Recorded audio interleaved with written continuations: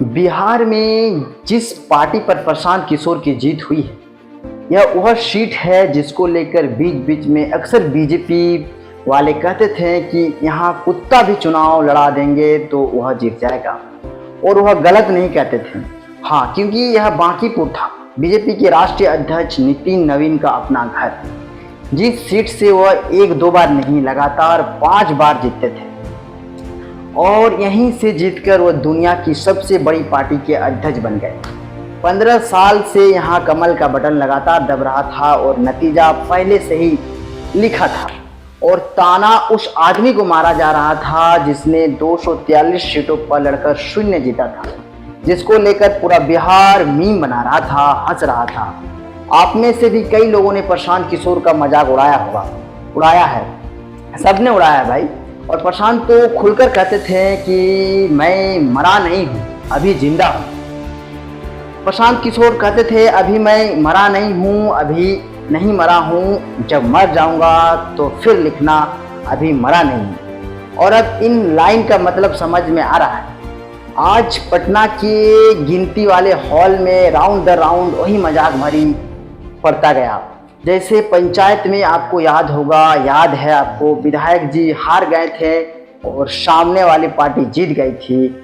आज प्रशांत किशोर के समर्थक भी वैसे ही डांस कर रहे हैं, टक टक टक करके, और सवेरे से कर रहे हैं, और कह रहे हैं कि आज सावन के सोमवार के दिन बाबा का आशीर्वाद मिल गया। पहले राउंड में मिला, दूसरे राउंड में मिला, चौथे में मिला, 10वें में मिला, मिलता ही मिलता चला गया।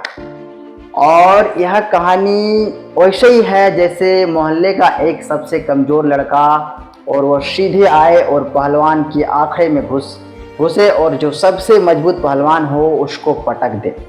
एक तरफा मुकाबला। जब जब आपको लगता है कि आप बिहार को समझ गए, बिहार आपको झटका देता है। बिहार को समझ गए, बिहार आपको झटका। प्रशांत किशोर वही है, इसलिए आज हम चर्चा इस बात पर नहीं करेंगे कि पीके जीते कैसे।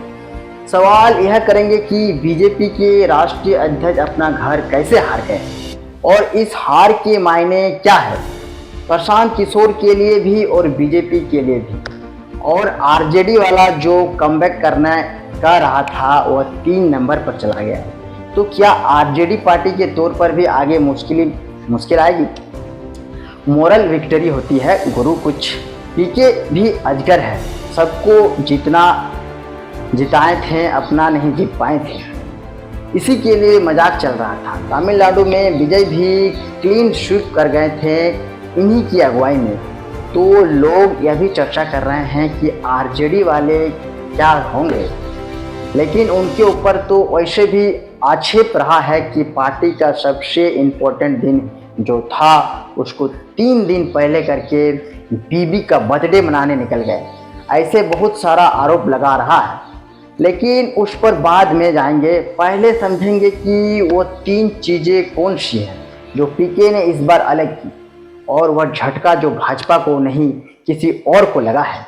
और आज पूरा हिसाब करेंगे एक एक करके, और पूरा बिहार से हम कह रहे हैं या कह रहे हैं पूरा यूपी से हम कह रहे हैं कि इस खबर को देखिएगा पूरा, समझिएगा पूरा।